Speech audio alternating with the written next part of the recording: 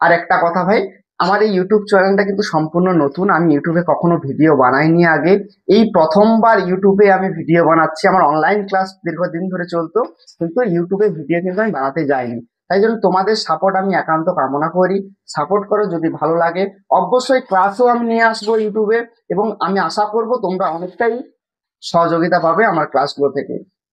যদি সহযোগিতা পেয়ে থাকো তাহলে অবশ্যই আমাদের সঙ্গে যুক্ত থেকো। Dear student, welcome back.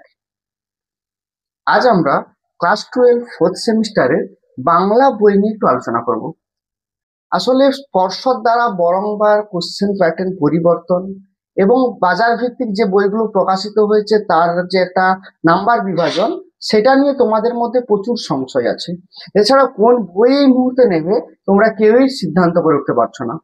কারণ আহ, অনেক ইউটিউবার আছে, তারা একরকম বলছে, প্রাইভেট টিচাররা একরকম বলছে।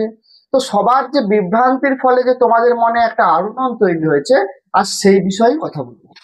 পর্ষদ বারবার যে নাম্বার বিভাজন, সেই বিভাজন কিন্তু বারংবার সংশোধন করে যাচ্ছেন, তারা নোটিশ দিয়েই যাচ্ছেন। ফলত সেটা তো তোমার কাছে সব থেকে বড় একটা সংশয়ের কারণ। এবং কোন বই তোমরা এই মুহূর্তে বেছে নেবে সেটাও তোমাদের কাছে একটা বড় সংশয়ের কারণ।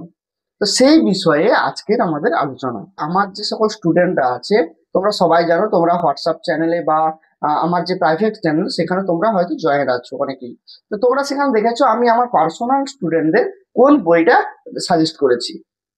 এবং সেই বই সাজেস্ট করার পর তোমাদের অনেকের মধ্যে বিভিন্ন প্রশ্ন এসেছে, আমাকে মেসেজ করেছে অনেকে, যে স্যার এই বইটাই কি তাহলে বর্তমান যে প্যাটার্ন সেই প্যাটার্ন অনুযায়ী লেখা হয়েছে, কিংবা এই বইটা স্যার নিলে কোনো সমস্যা হবে না, কিংবা এই বইটা নিলে স্যার কোনো সমস্যা হবে না তো। আবার অনেকেই বলেছো যে স্যার আমি তো আগে থেকে এই বইটা নিয়ে রেখেছি, তাহলে আমার সমস্যা হবে না তো, আমি তো স্যার নিয়ে নিয়েছি, আপনিও বলছেন এই বইটা নেওয়ার জন্য, এই মুহূর্তে পর্ষদও প্যাটার্ন চেঞ্জ করছে, তো আমরা করবো কি এখন। দেখো, একটা কথা বলে রাখি, আমি মানছি পর্ষদ বারংবার করে কিন্তু নাম্বার প্যাটার্ন চেঞ্জ করছে। কোশ্চেন প্যাটার্ন যে হয় তার যে নাম্বার বিভাজন সেটা বারংবার করে চেঞ্জ করছে। কিন্তু একটা জিনিস মাথায় রাখো তোমরা, এতগুলো কোম্পানি যারা বই প্রকাশ করে দিয়েছে তারা কিন্তু নতুন করে প্রকাশ করতে যাচ্ছে না। ফলত পর্ষদ বাধ্য থাকবে যেই প্রকাশনী বই প্রকাশ করেছে, ম্যাক্সিমাম বই যেভাবে প্রকাশিত হয়েছে সেই অনুযায়ী নাম ওদের প্যাটার্ন তৈরি করবে। এটা মিলিয়ে দেখে নিও। সেই মতো তোমরা হয়তো গতকালের যে নোটিশ, অর্থাৎ 9 তারিখ প্রকাশিত হওয়া যে নোটিশ, সেখানে তোমরা দেখতে পেয়েছো যে পুনরায় পর্ষদ শুধুমাত্র 5 নাম্বারেরই প্রশ্ন পরীক্ষায় থাকবে বলে নোটিশ জারি করে দিয়েছে। এবং সেই নোটিশে কি বলা হয়েছে, গল্প, কবিতা, পূর্ণাঙ্গ সহায়ক গ্রন্থ, শিল্প সাহিত্যের ইতিহাস, সব থেকে কিন্তু 5 নাম্বারেরই প্রশ্ন থাকবে। কিন্তু হ্যাঁ, সেই প্রশ্ন পার্ট আকারে হতে পারে, 2+3 এইভাবে পার্ট হিসেবে হতে পারে, কিন্তু 5 নাম্বারেরই প্রশ্ন থাকবে, কোনো 2 নাম্বার বা 3 নাম্বারের প্রশ্ন আলাদা করে থাকছে না। যা থাকছে ওই পার্টের মধ্যেই থাকবে। এবার একটা কথা ভেবে দেখো, তোমাদের মধ্যে সমস্যাটা এখানেই হচ্ছে যে আগের নোটিশে 2+3 করে আছে, অনেক বই এভাবে প্রকাশিত করেছে। কোনো কোনো বই আছে তারা কি করেছে, শুধুমাত্র 5 নাম্বারের প্রকাশিত করেছে। তাহলে এই মুহূর্তে কোন বইটা সব বর্তমানের জন্য একদম সুটেবল, তোমাদের জন্য বর্তমানে একদম উপযুক্ত? ছায়া প্রকাশনী আছে বা বিভিন্ন ধরনের প্রকাশনী আছে, তাদের মধ্য থেকে আমি কাকে বেছে নিয়েছিলাম, তাদের মধ্য থেকে আমি বেছে নিয়েছিলাম প্রান্তিকের এই সহায়িকাটা। কেন? তোমরা ওখানে বলো স্যার এখানে তো 2 নাম্বারের প্রশ্ন আছে এতে, তাহলে এটা কি করে বর্তমান সিলেবাসের সঙ্গে হলো? দেখো, পারুল প্রকাশনী, এই দুটো বই যদি তোমরা দেখো, সাধারণত এই দুটো বই আমি আমার সমস্ত স্টুডেন্টদেরকে কিন্তু সাজেস্ট করেছি। কেন এই দুটো বই আমি সাজেস্ট করেছি সহায়িকার জন্য, এই দুটো বই আমি তাদেরকে বেস্ট হবে বলে বলেছি? এর পেছনের কারণ দেখো। প্রথম যদি দেখো যে প্রান্তিকের এই সহায়িকা, প্রান্তিকের সহায়িকায় গল্প যেগুলো আছে সেগুলো তোমরা দেখতেই পাচ্ছ যে গল্পে কিন্তু 5 নাম্বারের প্রশ্ন যথেষ্ট আছে। সমস্যাটা কোথায়? তোমরা সমস্যা কোথায় বলেছিলে? তোমরা সমস্যাটা বলেছিলে সেটা হচ্ছে কবিতার কবিতার পাঠে। সেখানে প্রশ্ন অনেক কম আছে 5 নাম্বারের, আলাদা করে 2 আর 3-এর প্রশ্ন আছে। তাহলে কি সেগুলো বাদ যাবে তোমাদের থেকে? না, কিচ্ছু না। দেখো, তা কবিতায় যদি আসি আমরা, সেখানে কি দেখতে পাচ্ছ তোমরা, যে আলাদা করে 2 নম্বরের প্রশ্ন দেওয়া হয়েছে, আলাদা করে 3 নম্বরেরও প্রশ্ন দেওয়া হয়েছে, আলাদা করে 5 নম্বরেরও প্রশ্ন দেওয়া হয়েছে, এবং সেই 5-এর মধ্যে 5 আছে, আবার 2+3 পাঠ প্রশ্ন আছে। তাহলে এই প্রশ্নগুলো কি বাদ যাচ্ছে? একদমই নয়। এই প্রশ্নগুলো থেকেও কিন্তু পাঠ প্রশ্ন যোগ হতে পারে। তোমরা এই প্রশ্নগুলো পড়লেও বুঝতে পারবে আসলে সংক্ষিপ্ত প্রশ্ন কোন কোন জায়গায় যুক্ত হবে, সংক্ষিপ্ত যে প্রশ্নগুলো আছে কোন পাঠের সঙ্গে যুক্ত হবে। এখান থেকে কিন্তু অনেক বড় একটা ধারণা তোমরা পেতে পারো। 1 নম্বর বিষয়। 2 নম্বর বিষয় আমি কি বলবো, 2 নম্বর বিষয় যেটা বলবো সেটা হচ্ছে 3 নম্বরের যে প্রশ্নগুলো আছে না ভাই, সেগুলো কিন্তু তোমাদের জন্য যথেষ্ট গুরুত্বপূর্ণ। এমনটা নয় যে 5 নম্বরের প্রশ্ন বা 2+3 হচ্ছে মানে ওই রকমই প্রশ্ন থাকতে হবে। আলাদা করে প্রশ্ন থাকলে তাতে আরো তোমাদেরই সুবিধে। তোমরা বাংলা পড়ছো সাবজেক্ট, এটা অন্য সাবজেক্ট কিন্তু নয়। বাংলা সাবজেক্ট এমনই একটা সাবজেক্ট যেখানে লাইন ধরে ধরে প্রশ্ন হয়। তোমরা এতদিন পর্যন্ত যত পরীক্ষা দিয়েছো সব জায়গায় দেখেছো বাংলা কিন্তু লাইন ধরে ধরে প্রশ্ন তুলে, সেই লাইন ধরে যিনি প্রশ্ন বানাচ্ছেন তিনি তার মতো করে প্রশ্নটাকে সাজানোর চেষ্টা করেন। ফলত বইয়ের যে প্রশ্ন তার সঙ্গে প্রশ্ন লাইনটা তো ম্যাচ করে যায়, কিন্তু অনেক সময় কি হয়, প্রশ্ন ঘুরিয়ে ফিরিয়ে করা হয়। তো সেইগুলো জানার জন্য, সেগুলো বোঝার জন্য এই সংক্ষিপ্ত প্রশ্নগুলো পড়ে রাখা অত্যন্ত গুরুত্বপূর্ণ তোমার জন্য। এটা একটা পয়েন্ট। এবার তোমরা বলতেই পারো যে স্যার এত পড়ে কি হবে, আমি ওইগুলো করলেই যথেষ্ট, অনেকেই বলছে। ঠিক আছে, সমস্যা নেই, তোমরা সেটাও করতে পারো। কিন্তু একটা কথা বলো তো ভাই, শুধুমাত্র এই বইয়ের প্রশ্নগুলো করে নিলেই কি তুমি পরীক্ষায় সব প্রশ্ন পেয়ে যাবে বলে মনে করো?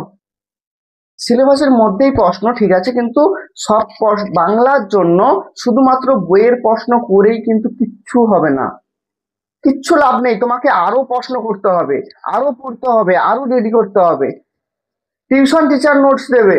তো সমস্তটা মিলিয়ে তোমাকে ভালো নাম্বার করার জন্য প্রস্তুত হতে হবে। তাই জন্য এই বইটা আমি মনে করি পার্সোনাল, আমি আমার স্টুডেন্টদেরকে এই বইটাই আমি সাজেস্ট করেছি। ফলত আমার মনে হয় এই বইটাই সব থেকে বেস্ট। দ্বিতীয় যে বইটা আমি সাজেস্ট করেছি সেটা হচ্ছে পারুল প্রকাশিনী। এই বইটা, পারুল প্রকাশিনীর এই বইটা, এখানে কিন্তু পুরো একদম 5 নাম্বার হিসেবে সাজিয়েছে, পুরো 5 নাম্বার হিসেবে সাজানো আছে, যেমনটা তোমরা চাইছো সেভাবেই সাজানো আছে। এখানে প্রচুর প্রশ্ন দেওয়া হয়েছে, প্রান্তিকের তুলনায় অনেক প্রশ্ন আছে, কিন্তু তাও আমি প্রান্তিকটাকে ফার্স্ট চয়েস কেন করেছি, কারণ প্রশ্নের পরিমাণ কম থাকলেও সেখানে যে উত্তরগুলো সাজানো আছে সেগুলো তুমি কিন্তু অনেক প্রশ্নের সঙ্গে যোগ করতে পারবে। সুন্দর লেখা আছে, সহজ সরল ভাষায় লেখা আছে, যথেষ্ট প্রয়োজনীয় লেখা আছে। আর এখানে বা অন্যান্য বইগুলোতে যা প্রশ্ন আছে সেগুলো কিন্তু প্রয়োজনের থেকে অনেক বেশি। দেখো, এভাবে তো নাম নিয়ে বলাটা ঠিক নয়, তাও বলছি সম্রাট এক্সক্লুসিভের বইগুলো তোমরা তোমরা বরাবরই ফলো করো। সেখানে কি প্রচুর প্রশ্ন থাকে, কিন্তু তোমরা খেয়াল করবে প্রতিটা প্রশ্ন মানে প্রত্যেকটা পরীক্ষায় কিন্তু প্রশ্ন আসেই আসে। তাহলে তোমরা সেদিক থেকে বলো যে প্রচুর প্রশ্ন প্রয়োজন নাকি কোয়ালিটিটা প্রয়োজন? কোয়ান্টিটির প্রয়োজন নেই ভাই, কোয়ালিটিটাই বেস্ট, কোয়ালিটির দিকে যাও। বুঝতে পারলে তো? আমার মনে হয় তাই এই দুটো বই সব থেকে বেস্ট, তোমরা যদি নিতে চাও এই দুটো বইয়ের মধ্যে নিতে পারো। আর বাকি সবাইকে বলবো তোমরা তোমাদের যে প্রাইভেট টিচার আছে তার কাছ থেকে মতামত নিয়েই কিন্তু বই কেনাটা বুদ্ধিমানের কাজ।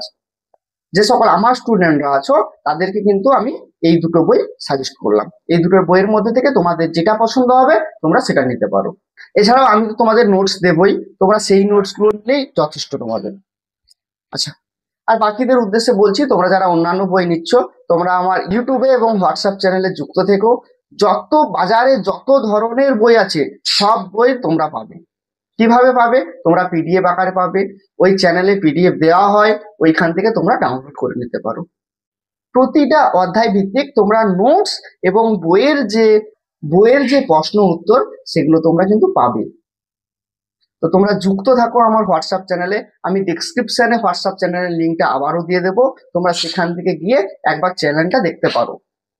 আরেকটা বিষয়, যারা আমাকে ফোন করেছিল অ্যাডমিশনের জন্য তারা অনেকেই জিজ্ঞেস করেছিল স্যার কোন কোন সাবজেক্ট পাবো, কোন কোন সাবজেক্ট আমরা পড়ার সুযোগ পাবো।